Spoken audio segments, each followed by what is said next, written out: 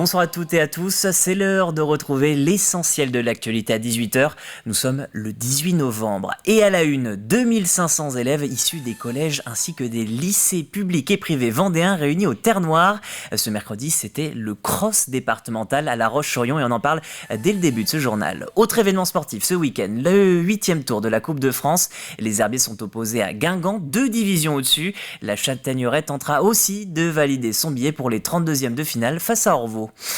Ce soir, découvrez enfin le nouveau livre de Pauline Retailleau. Il développe et détaille quelques 300 châteaux vendéens. Présentation avec Grégoire de Châtillon. Et avant de développer ces titres, revenons un instant sur Saint-Georges de Montaigu. Nous avons appris qu'un paramoteur a manqué son atterrissage au niveau de l'aérodrome. Le pilote, un homme de 46 ans, est placé en urgence absolue. Il a été transporté vers le CHD de La Roche-sur-Yon. Une enquête est ouverte pour comprendre les circonstances exactes de cet accident. Revenons à présent sur le cross départemental. Mercredi, l'UNSS, l'UGSEL et le comité d'athlétisme de Vendée ont réuni 2500 élèves au Terre-Noire. Les jeunes sont venus de tous les collèges et lycées privés ainsi que publics du département. Les meilleurs ont notamment pu se qualifier pour le cross régional. Diane Delangle vous livre le récit de cette journée. Le terrain, c'était dur. Genre ça glissait et tout ça, c'est... Un terrain difficile, c'est rien de le dire, puisque c'est sous des trompes d'eau que s'est déroulée cette incontournable journée de cross départementale. Elle réunissait au Terre-Noire 2500 élèves de tous les collèges et lycées privés et publics de Vendée. Un sacré travail en amont pour le comité d'athlétisme de Vendée, l'UNSS et l'UXEL, organisateurs de l'événement. On a utilisé cette année des puces électroniques pour le chronométrage, ce qui impliquait aussi d'avoir des inscrits en amont assez fiables. Et on le sait, les jeunes ont parfois du mal à s'investir et à s'engager vraiment. Donc là, c'était aussi pour dire on s'engage, et on respecte ses engagements et on vient. 2500 sur une journée comme ça, faut y arriver quoi. Donc on est vraiment très très fiers et très contents. Et les mieux classés sont sélectionnés pour participer au championnat régional, suivi pourquoi pas du national. Mais au-delà de la performance sportive, la course à pied est ici surtout utilisée comme un vecteur de rencontres et d'échanges. À travers les années, donc les élèves vont se rencontrer en cross, en athlétisme, dans des sports collectifs, des sports de raquettes. Et finalement, ils sont amenés à se voir sur plusieurs championnats. Et ce qui est assez étonnant, avec maintenant les réseaux sociaux, ils sont en contact. Et finalement, il y a des amitiés qui se font même en dehors des établissements. Mais être à plusieurs centaines sur une ligne de départ, cela reste très intimidant pour nos sportifs détrempés. Déjà, il y a beaucoup de monde et moi, je suis pas très habituée à voir beaucoup de monde. Ouais, c'est intimidant, on leur dit qu'il y a du monde qui sera là, et 1200, et c'est vrai que nous, on est un petit collège à Pouzauges, donc de passer de 400 à 1200 au même endroit, c'est pour eux très angoissant. Et voir d'autres élèves qui ne sont pas de leur collège, ils sont assez intimidés, pardon. Et c'est vrai que pour eux, c'est important d'être là, ils sont soudés, donc c'est bien aussi pour nous la suite dans nos cours d'avoir des élèves soudés qui ont vécu quelque chose d'identique. À noter la nouveauté de cette année, la course sport partagé qui rassemble 2 élèves valides et 2 élèves en situation de handicap sur un parcours spécifique. Et toujours à propos de sport, ce week-end, c'est Coupe de France en football. Et pour ce 8e tour, le VHF accueille demain 18h Guingamp, l'actuel 11e de Ligue 2. Les équipes se sont déjà rencontrées en 2017. À l'époque, c'était en 16e de finale. Et les Bretons s'adjugèrent le match en prolongation. Invité sur 85 chronos ce lundi, l'entraîneur Laurent David croit tout de même aux chances de l'équipe malgré les 2 divisions d'écart. La Coupe de France, c'est une épreuve particulière. Pour l'avoir aussi connu comme joueur. Maintenant, comme entraîneur, je la découvre, mais on en a déjà un petit peu parlé aujourd'hui à l'entraînement et évidemment, on s'attaque à la montagne, mais on y croit fortement parce que il n'y a que dans le foot où ça existe, les surprises, notamment en Coupe de France, donc il faut rêver. Et il faut se donner le droit de rêver, mais il faut surtout bien travailler, bien préparer les choses et on espère bien évidemment faire plaisir à toute une ville, à tout un club en espérant se qualifier. très motivé, tout le groupe est très, très concerné, très motivé, et puis on y croit vraiment, donc on sait un petit peu comment aborder ce genre de match, parce qu'on est passé par là les tours d'avant où c'était nous le gros contre des plus petites équipes, donc là on sait un petit peu aussi comment eux vont pouvoir aborder ce match, donc à nous vraiment de mettre beaucoup d'envie. J'ai eu la chance l'année dernière de faire un 16e de finale contre le Paris Saint-Germain, donc je sais quel moment... c'était un moment exceptionnel, donc si on veut revivre ça, là c'est déjà un très bon moment, contre une Ligue 2 c'est déjà un très beau match, donc si on veut revivre encore ce genre de match et de moments, il faut passer, on y croit, et puis on va tout donner samedi. Et puis de son côté, la Châtaigneraie en Régional 1 affrontera un club de Régional 2. Il s'agit d'Orvaux sur sa pelouse en Loire-Atlantique. Le match est prévu à 14h30. Sans transition, revenons sur cette réunion entre la direction départementale des finances publiques et la communauté de communes Océan-Marais de Mont. L'occasion de faire le bilan sur le nouveau réseau de proximité. Une charte signée voilà 2 ans, en 2020. Fort de ce succès, le dispositif se poursuivra jusqu'en 2026. Il permet notamment la mise en place d'un accueil physique pour les questions de finances publiques dans l'espace France Service de Saint-Jean-de-Mont.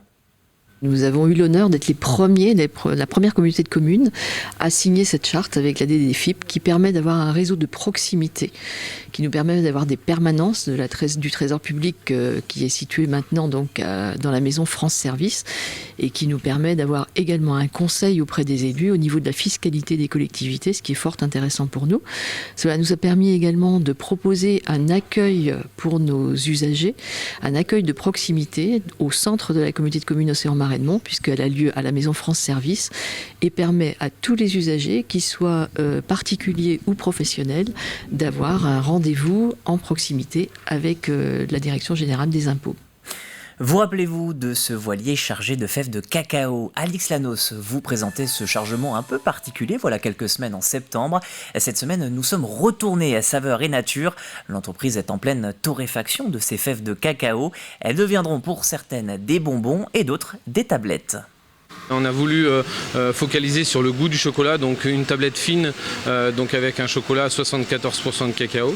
On l'a décliné avec de la fleur de sel et puis une recette un peu plus intense avec 88% de cacao.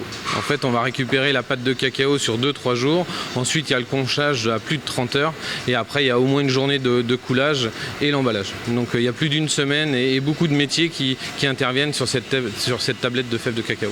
C'est une consécration pour un chocolatier et même pour toute l'équipe de Saveurs et Nature, que ce soit dans les bureaux jusqu'à l'emballage, jusqu'à l'expédition. Savoir qu'on fait des impacts sur l'environnement, c'est énorme.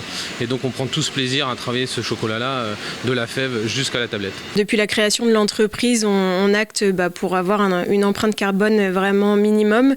Ça passe partout, ça passe par nos emballages, la composition de nos emballages, par nos consommations d'énergie. C'est vraiment une politique globale d'entreprise. On est une entreprise qui est quand même engagée en faveur de l'environnement, mais aussi en faveur de l'humain, que ce soit en interne auprès de nos salariés, mais aussi en externe auprès de nos producteurs. Culture et littérature, si vous cherchez un livre à offrir à vos proches, ce pourrait bien être celui-ci. En tout cas, le livre était très attendu par les amateurs de vieilles pierres. Un ouvrage pour présenter les près de 300 châteaux bâtis dans le département.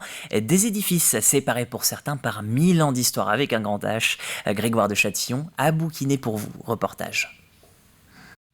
C'est aux Herbiers, au château du Bois-Tissando, que l'auteur du livre nous a donné rendez-vous. Une bâtisse érigée en 1578.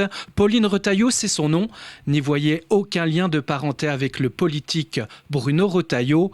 La jeune historienne de l'architecture est depuis son enfance passionnée par les vieilles pierres. Pour elle, la Vendée est une terre de châteaux.